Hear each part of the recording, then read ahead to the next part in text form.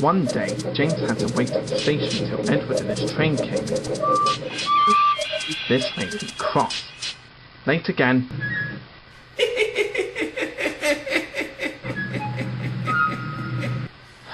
I wait here for about an hour for you to turn up, and all you can do is laugh about it. I'm out of here.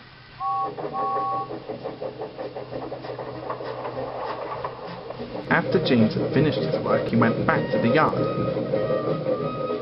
and puffed onto the turntable.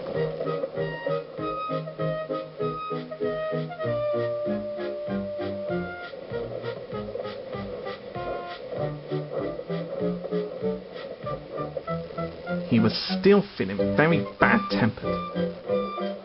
Edward is impossible, you two. He clanks about like a lot of old iron. And he is so slow he makes us wait. Thomas and Rosie were indignant. Old iron? Slow? You know, James, old Edward could beat you in a race any day. Oh, really? Well, I'd like to see him do it. Now, if you'll excuse me, I'm going to go back into the shed using the stop-motion animation, because there's no way I'll be able to move backwards without Mr. Hand showing up. Well, James is taking this a little too seriously, darling. I haven't seen James this mad since the time he worked with Bill and Ben. Marco, Polo, Marco, Polo, Marco, Polo, Marco, Polo, Marco, Polo, shut the f*** up!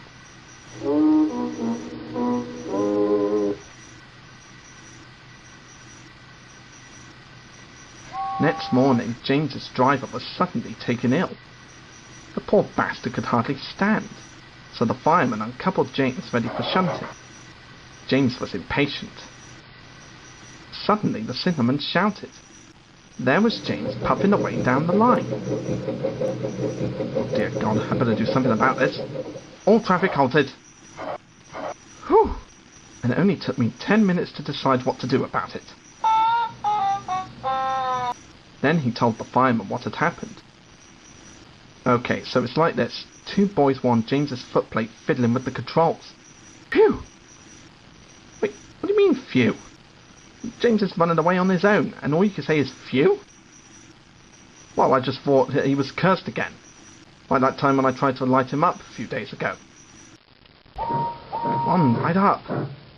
Light up! Light up, damn it! Your firebox is definitely cursed. Idiot. Anyway, those little buggers tumbled off the van when James started. Oh, excuse me. Hello? Yeah? James Fireman? Yeah, he's here. Right. Right. Yeah, I'll tell him. The inspector's coming at once, Mr. James's fireman. He wants a shunter's pole and a coil of wire rope, I believe. What for? Well, bugger if I know, but you better get them quickly. The fireman was ready when Edward arrived.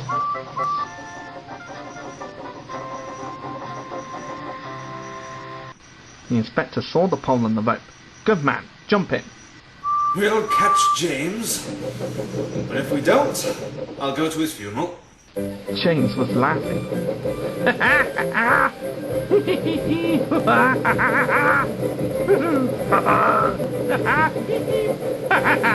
It's me, James, best red engine on the line.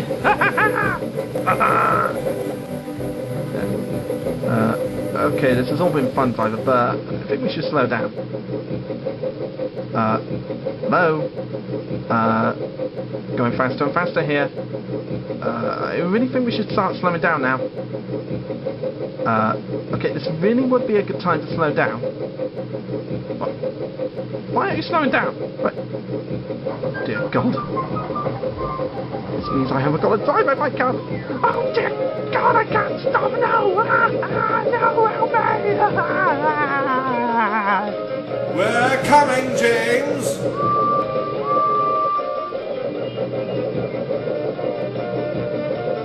Edward was panting up the island with every ounce of steam he had. At last he caught up with James. What are you going to do with those fins anyway, Inspector? I'm going out there. Wish me luck. The inspector stood on Edward's front, pulling a noose of rope from the crock of the shunter's pole. He was trying to slip it over James's buffer. No, missed. No, missed again. Oh, bloody hell, missed. I'll get you this time. Ha! Got it! He pulled the noose tight. Gently braking, Edward's driver checked the engine's speed, and James's fireman scrambled across and took control. Whew! I'm glad that's over. So, the old iron caught you after all. Yeah, I'm sorry about what I said earlier, Edward. Thank you for saving me. You were splendid. That's all right, James. That was good exercise. The engines arrived at the station side by side. The Fat Controller was waiting. A fine piece of work. James, you can rest then take your train. I'm proud of you, Edward. You shall go to the works and have your worn parts mended. And possibly a new coat of paint, since I'm forced to give that away in every season. Oh, thank you, sir. It'll be, lovely, not a clank.